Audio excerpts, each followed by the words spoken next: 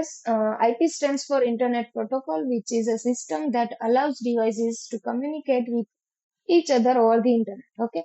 જ્યારે બી તમે ઇન્ટરનેટ સાથે કનેક્ટ થાવ છો, રિક્વેસ્ટ કરો છો, કંઈ બી રિસ્પોન્સ મળે છે, તો આ પ્રોસેસ માટે યુનિક આઈડેન્ટિફિકેશન નંબર તમારી કોઈ એક પર્ટિક્યુલર આઈડેન્ટિટી જોશે, જેના થ્રુ ઇન્ટરનેટને આઈડિયા આવે કે ક્યાં રિક્વેસ્ટ, કોના થ્રુ રિક્વેસ્ટ આવેલી છે અને કોને રિસ્પોન્સ કરવાનો છે. ઓકે, એક એક્ઝામ્પલ લઈએ કે કોઈ ફૂડ માટેની પર્ટિક્યુલર એક પ્લેસ છે કે જ્યાં તમે કોઈ ઓર્ડર કરો છો, તો એક તમને ટોકન આપવામાં આવે છે.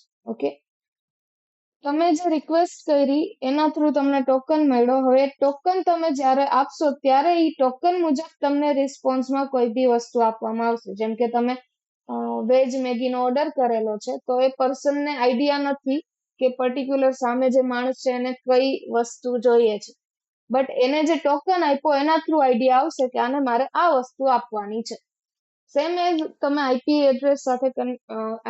સાથે કનેક્શનમાં આવો અને તમે સર્ચ કરો કે google.com, તો રિક્વેસ્ટ google.com ની જશે અને google.com ની રિસ્પોન્સ તમને આવશે અને તમારા પીસીમાં તમને રિક્વેસ્ટ અને રિસ્પોન્સ મળી જશે. જો તમે આઈપી થ્રુ મતલબ કે ઇન્ટરનેટ સાથે કનેક્ટેડ હશો અને તમને પર્ટિક્યુલર આઈપી મળી ગયું હશે અને એના થ્રુ રિક્વેસ્ટ રિસ્પોન્સ પ્રોસેસ થતી હશે.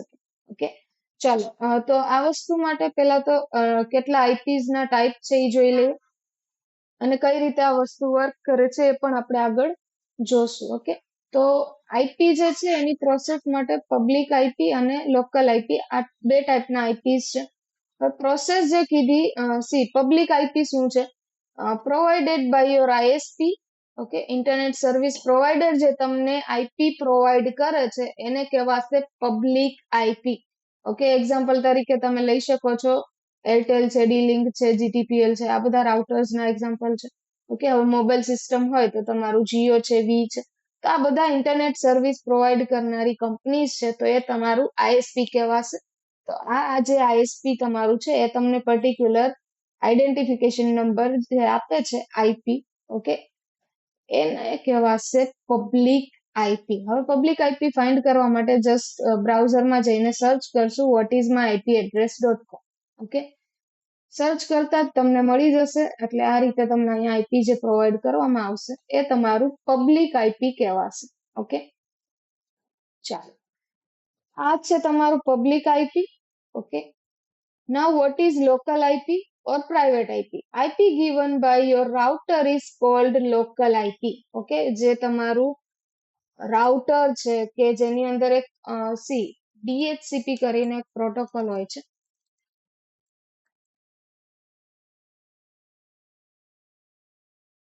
જે આઈપી ડિસ્ટ્રીબ્યુશન કરે છે. Okay, as in you can say કે જે રાઉટર તમારું છે એ જે આઈપી તમને આપે છે એને કહેવાશે local IP. Local IP find કરવા માટે જસ્ટ સીએમડી યુઝ કરશું આપણે. જો વિન્ડોઝ સિસ્ટમ છે તો તમારી, કાલીમાં છે તો જસ્ટ તમારું ટર્મિનલ ઓપન કરીને કરવાનું થશે. ઓકે, તો અત્યારે આપણે વિન્ડોઝ સિસ્ટમમાં છીએ તો સીએમડી માં જશું. ઓકે, અને ત્યાં આવીને એક આપણે કમાન્ડ ટાઈપ કરશું. આવી જવા દઈએ. ઓકે, અહીંયા આવીને આપણે કમાન્ડ આપશું આઈપી કન્ફિગ. ઓકે, અને એન્ટર આપશું એટલે તમારું આઈપી તમને મળી જશે. IPv4 address 192.168.151. આ તમારું લોકલ આઈપી, તમારી સિસ્ટમનું લોકલ આઈપી છે. આ તમારું લોકલ આઈપી IPv6 ના વર્ઝનમાં છે. ઓકે, અને આ જે છે ડિફોલ્ટ ગેટવેની સામે 0.1 વાળું એ તમારું રાઉટરનું આઈપી છે. આ લોકલ આઈપી તમારું કહેવાશે. ઓકે, આ રીતે તમે લોકલ આઈપી તમારા પર્ટિક્યુલર પીસી નું ફાઇન્ડ કરી શકો છો, જે DHCP પ્રોટોકોલે પ્રોવાઈડ કરેલું હોય છે. ઓકે, ચાલો, હવે એક વિડીયો તમને દેખાડું પ્રોપર.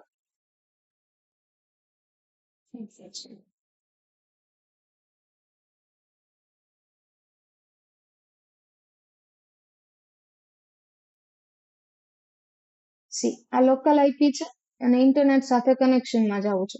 લોકલ આઈપી થ્રુ નહીં થઈ શકે, બીકોઝ લોકલ આઈપી પાસે ઇન્ટરનેટની એક્સેસ ન હોય.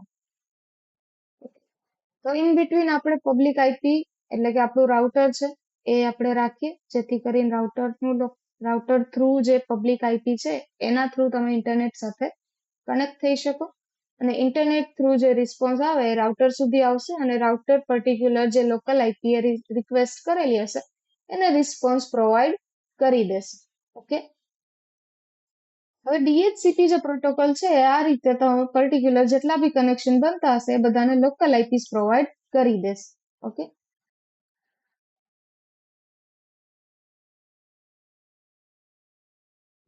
પ્રોસેસ જોઈ લઈએ.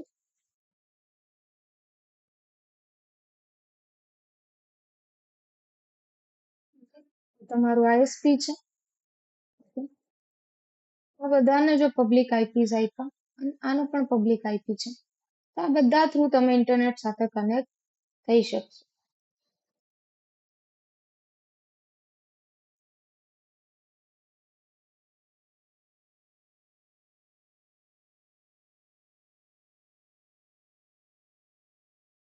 હવે આ બધા જે પ્રાઇવેટ આઈપીસ અસાઇન થયા એ કોને અસાઇન કર્યા? DHCP પ્રોટોકોલ જે રાઉટરમાં છે એને કર્યા.